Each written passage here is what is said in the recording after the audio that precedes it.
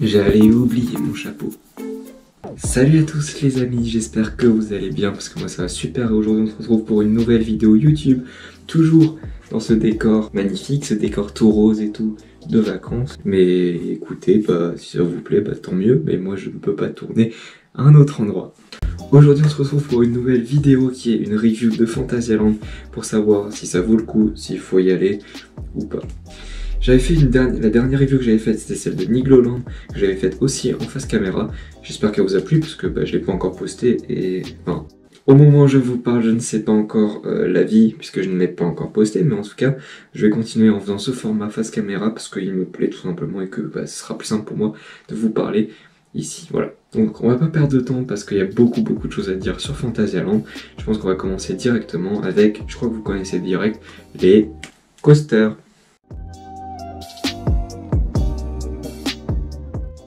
Les coasters de Fantasyland sont géniaux. Je vais vous donner directement les coasters qu'il y a. Vous verrez en dessous, si vous avez l'habitude, la note que je leur ai attribuée et un petit avis. Puis voilà, bref, vous connaissez déjà le principe. Si vous ne connaissez pas, allez voir les autres qui existent déjà.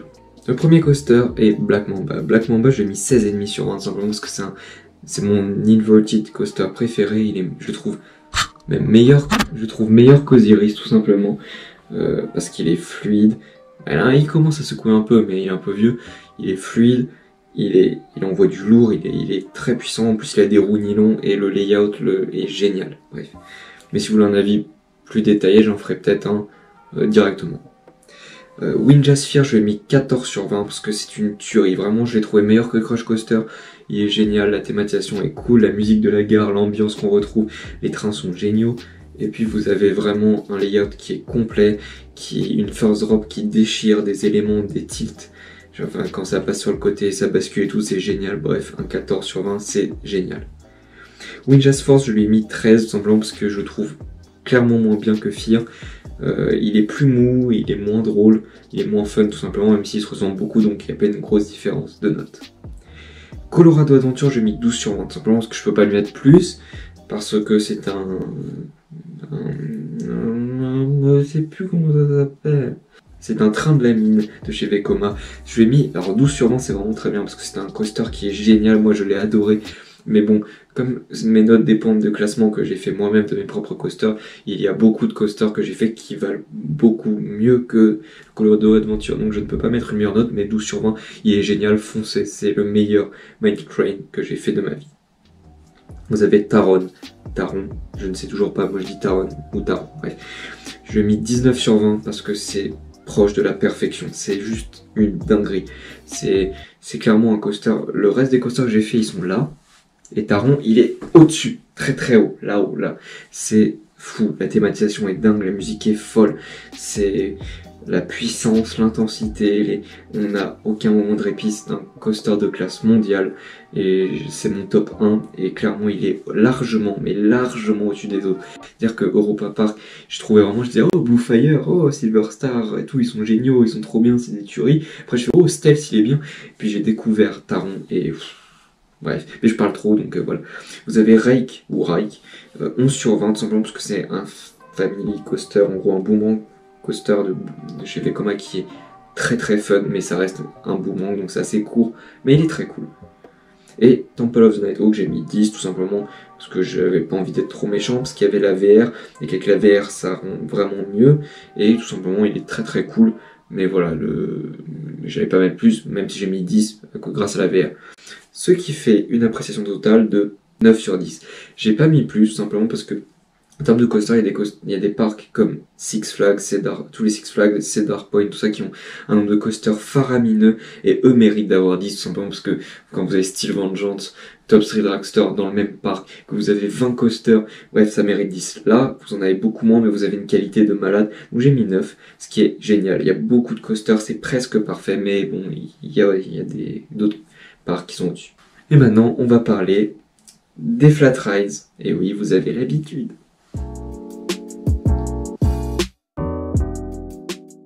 Dans les Flat Rides, il y a des pépites aussi. Je vais tout d'abord parler de Mystery Castle. Mystery Castle, je lui ai mis 8 sur 10, tout simplement parce que la thématisation est géniale, il est impressionnant de l'extérieur, la file d'attente est super chouette, surtout quand il y a des acteurs, ça met un aspect très chouette, la musique est cool, quand on arrive on entend le résonnement et tout, c'est chouette, et l'attraction en elle-même est très cool. Il y a un programme long et un programme court, le programme court est plus intense, il passe le matin et l'après-midi vous avez un programme plus long, mais il est génial, et franchement j'adore, je trouve ça très cool, très fun. Mais malheureusement, bon, il y a des tours de chute qui vont beaucoup plus vite. Vous avez Talocan. J'ai mis 10 sur 10, tout simplement, c'est la perfection. La théma, la musique, les sensations, c'est juste parfait. Je ne vais pas non plus rentrer dans les détails, mais il est incroyable. Vraiment, foncez, c'est une dinguerie. Et il y a aussi, j'ai mis une note au Veil and Flou, donc les chaises volantes, j'ai mis un 5 sur 10, parce que c'est un flat ride, et qu'en fait, il n'y a pas vraiment d'autres gros flat rides. Si aussi il y a les tours, les petits, j'ai oublié les tours Tikal, les tours auxquels je mets 7 sur 10 parce que c'est très chouette aussi. Vous avez quelques flat rides dans le parc et puis vous avez beaucoup de flat rides pour enfants, mais pour les sensations, on est à peu près là-dedans. Ce qui fait une note de 7,5 sur 10. On a peu de flat rides à vraiment grosse sensation, mais c'est de la qualité. C'est vraiment entre Talocan, entre Talocan, vous avez Mystery Castle, bref, vous avez des flat rides de qualité qui sont vraiment beaux et on n'a pas besoin vraiment de plus parce que c'est génial et de toute façon il n'y a plus la place. On va maintenant parler des attractions aquatiques et là, je vous laisse.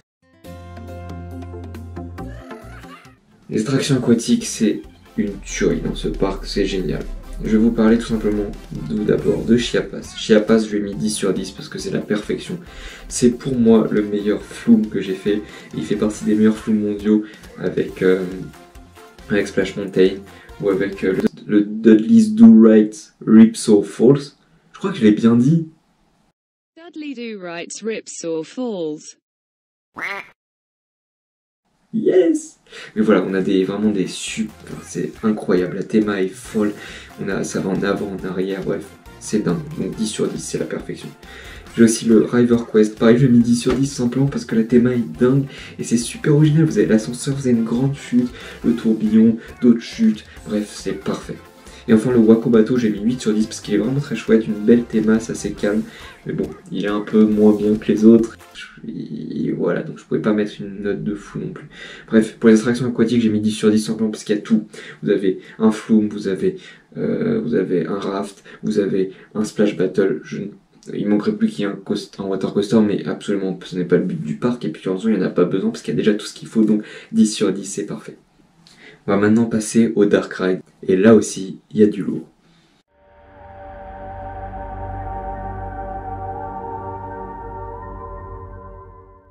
Pour les Dark Rides, on va commencer par Geisterrichka, qui est un Dark Ride situé dans la zone Chine, qui est pourri. Non, j'ai mis 4 sur 10, j'ai mis 4 sur 10 simplement parce que il est assez ancien, il est vieux, et on s'ennuie un peu, clairement, ça fait pas peur, et bon, c'est assez vieux et c'est pas forcément très beau. Il y a aussi le Hollywood Tour, j'ai mis 5 sur 10 tout simplement parce qu'il est plus prometteur que le Geisterrichka, il est vieux aussi, mais il reste, moi j'aime beaucoup la petite descente et puis il y a des décors qui sont vieux mais ça a une petite atmosphère sympathique. Le problème c'est le manque d'ambiance, c'est à dire que au début il y a la petite musique et tout va bien mais à la fin c'est vide et il n'y a plus rien. Genre, on a l'impression d'être dans un grand hangar noir avec King Kong qui fait pas de bruit, enfin, bref, très peu de son, très peu.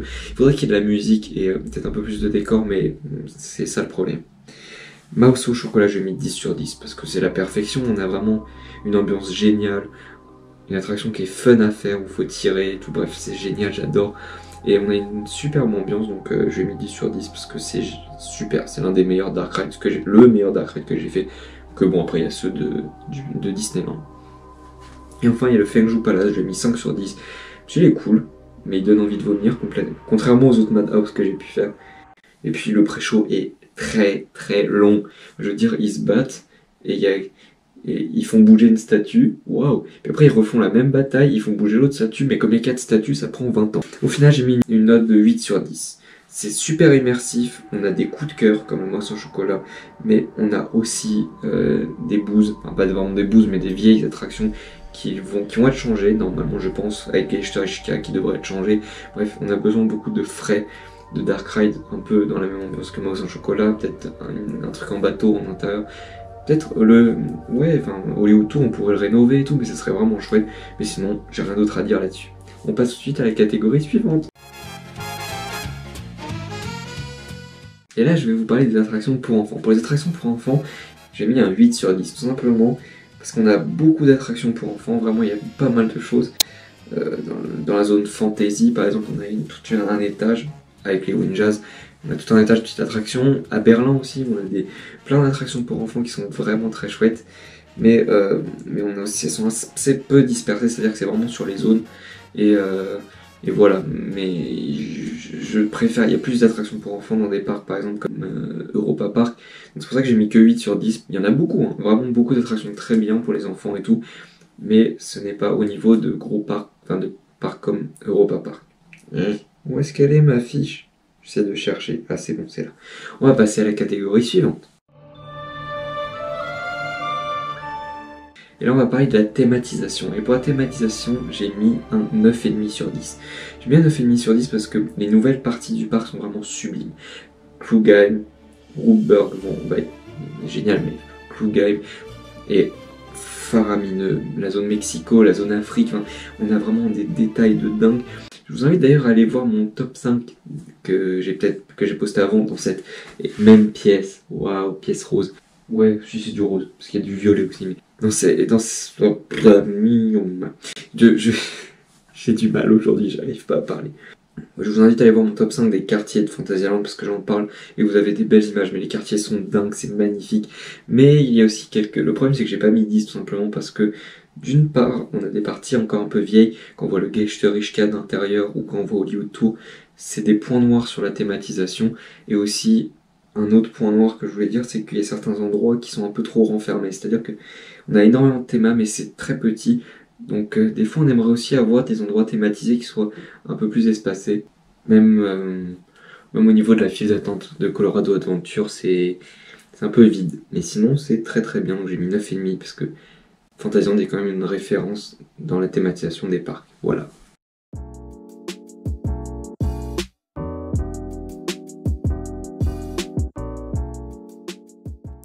Je vais maintenant vous parler de la restauration. Alors pour la restauration, j'ai mis une note de 8 sur 10.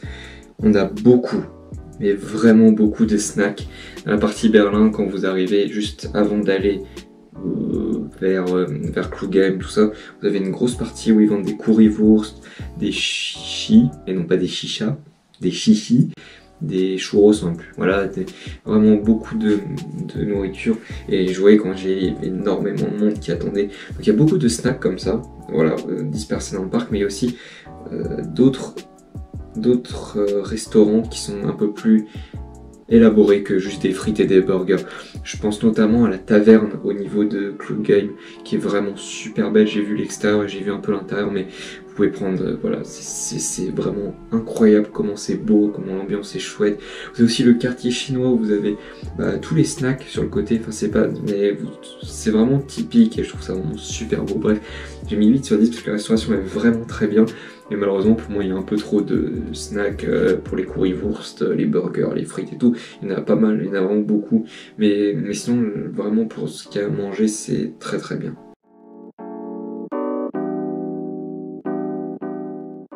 Je vais maintenant vous parler du prix. Et le prix c'est 49,50 € pour un adulte pour une journée et 5 € de parking.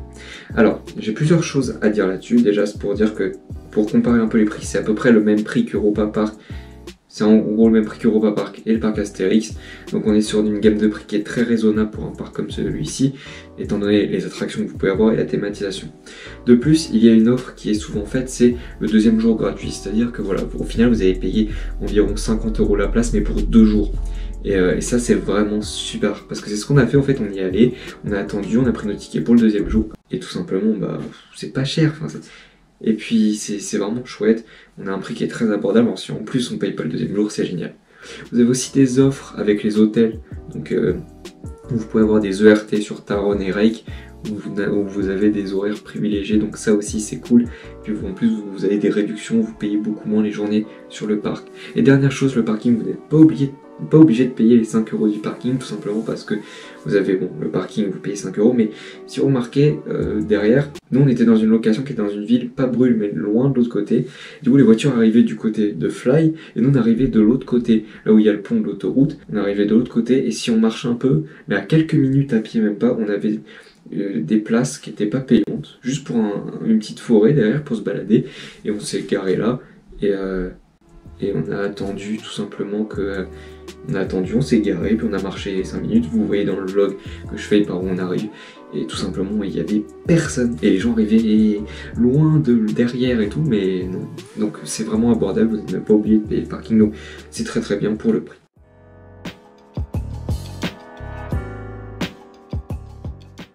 On va maintenant parler de la propreté, et pour la propreté j'ai mis 8 sur 10. C'est un parc qui est assez propre, qui est plutôt bien tenu, voilà, donc qui est plutôt agréable et tout, qui est bien, la thématisation est chouette et tout est bien lavé. J'ai pas mis 9 sur 10 ou 10 sur 10 simplement parce que déjà, d'une part, il y a des parcs comme Nigloland et Europa Park qui sont mieux nettoyés, qui sont beaucoup plus propres. Et c'est vrai que, par exemple, quand on va à Phantasialand, j'ai remarqué il y a beaucoup de mégots de cigarettes qui ne sont pas enlevés, surtout vers Colorado Adventure. Quand on passe sur le côté, il y a toujours ces mégots et c'est pas cool. Et c'est dommage. Je trouve ça vraiment dommage parce que ça gâche un peu l'ambiance du parc. Il y a des coins avec beaucoup de cigarettes et tout. Et les gens plus fument dans les files d'attente, ce qu'il n'y a pas en France. Et ça, c'est vraiment très dommage. Mais sinon, c'est un parc qui est plutôt propre dans l'ensemble, donc j'ai mis 8 sur 10.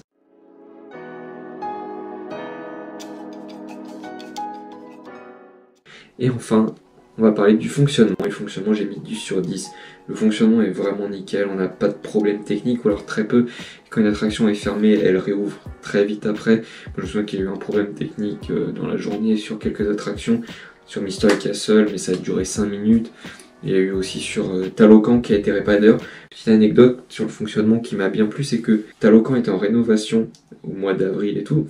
Enfin, mars-avril, moi j'étais je partais vers les dernières semaines d'avril et j'ai envoyé un mail au parc pour demander si Talocan serait ouvert et j'ai eu le jour même une réponse très très rapidement, quelques heures après, pour me dire que Talocan, qui n'avait aucune idée pour savoir si Talocan allait ouvrir, mais qui faisait tout pour essayer d'ouvrir et qui me remerciait du mail, bref voilà.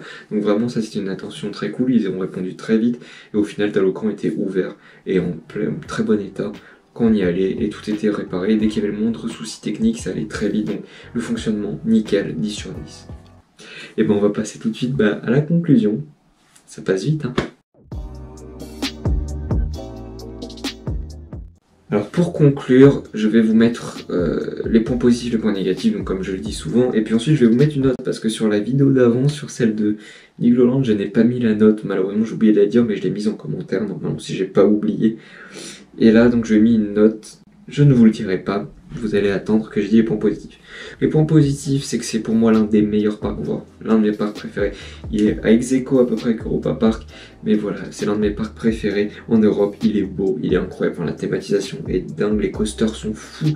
Entre Taron, Black Mamba, Windjazz, on n'a que de l'originalité, c'est génial. Les flat rides sont dingues aussi. On a entre Mouse en chocolat, entre le Mystery Castle, on a vraiment des très très belles attractions qui sont sensation. Talocan est parfait, j'adore. On a alors un must, c'est vraiment les attractions aquatiques qui sont aussi géniales, mais folles. Je suis pas un grand fan d'attractions aquatiques, mais là-bas j'ai adoré. Voilà, tout simplement c'était cool. Vous avez des dark rides qui sont très chouettes. Voilà. Vous avez En fait, c'est un parc qui est magnifique, mais qui est aussi abordable au niveau du prix. Si vous vous débrouillez bien, c'est même pas très cher. Et vous avez beaucoup d'offres tout au long de l'année, donc vraiment, faut en profiter à fond. La restauration est plutôt bonne dans l'ensemble aussi, donc c'est un bon point positif. J'arrive pas à lire ma feuille. Oui, parce qu'en fait, j'avais préparé une feuille et je l'ai mis sur mon téléphone, tout simplement parce que je suis en voyage et que je vais pas me trimballer avec mes grosses feuilles. Du coup, j'ai pris en photo et c'est pour ça que j'ai mon téléphone en main. Mais j'arrive pas forcément à me relire. Et le parc est plutôt assez propre et il fonctionne bien. Donc la communication est vraiment chouette, les attractions sont bien, voilà. Je vais peut-être parler un peu des points négatifs pour faire un peu tâche, mais en fait pour moi il y a peut-être un peu trop de thémas par endroit. J'aurais bien aimé qu'il y ait des coins un peu de verdure, un peu comme dans la zone Fantasy qui est vraiment bien. En fait des fois il y a trop de thémas, mais bon, c'est vraiment parce que je chipote, parce que vraiment la théma est dingue et j'adore vraiment, mais les coins, j'aime bien les coins d'herbe aussi comme la zone Fantasy. En même temps, c'est un peu idiot parce que pour un parc petit comme ça, c'est compliqué d'avoir des zones d'herbe. Mais j'aurais aimé justement avoir peut-être un peu plus d'espace comme à Europa Park.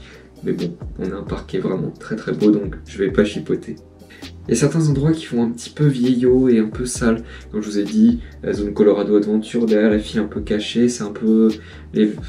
On voit un peu, ça cache un peu la magie, on voit un peu les bâtiments, on voit un peu... C'est pas très très beau et c'est bien dommage. Il y a certains endroits qui sont vieillots, certaines attractions qui sont un peu vieilles, mais il y a de la rénovation, donc je vais pas non plus chipoter sur ça. Et puis aussi l'ambiance qui est très sympa, mais qui est peut-être un peu moins sympa que dans d'autres parcs. Enfin, je veux dire, moi je préfère par exemple l'ambiance d'Europa Park, parce que je ne sais pas, il y a un truc que je préfère là-bas, et même si l'ambiance de Fantasyland est très cool, voilà, bref, je vais pas chipoter non plus. Pour la note, je lui ai mis une note de, je vérifie, je lui ai mis une note de 8,8 sur 10. C'est un parc qui est presque parfait, qui est l'un des must en Europe. C'est un parc qu'il faut aller vraiment faire d'urgence, tout simplement pour les attractions qu'il y a là-bas. On a de l'originalité, c'est vraiment fou. Je vous dis déjà tous les points positifs, mais on a un parc qui est très original, qui est petit, mais qui a un charme fou, qui a des attractions de folie. Taron, juste pour Taron, allez-y. Puis pour Fly aussi qui ouvrira bientôt, que je n'ai pas eu la chance de rider malheureusement, mais foncez tête baissée, c'est génial, faut y aller. C'est un des meilleurs parcs européens. Je lui ai mis quasiment la même note que Europa Park, parce que Europa Park aussi c'est un parc. Europa Park, j'ai une approche différente parce que c'était mon parc de cœur, j'avais vraiment envie d'y aller depuis que je suis tout petit et j'ai adoré, je suis tombé sous le charme de ce parc, mais Fantasyland est au même niveau et ils ont tous les deux leurs armes et je vous invite à aller faire votre choix et aller à Fantasyland. Voilà, la vidéo est un peu longue, peut-être que j'ai fait des montages et tout, mais voilà, j'espère qu'elle vous aura plu. Et si c'est le cas, n'hésitez pas à mettre un pouce bleu, à vous abonner. Et puis on se retrouve pour une prochaine vidéo. Allez, salut!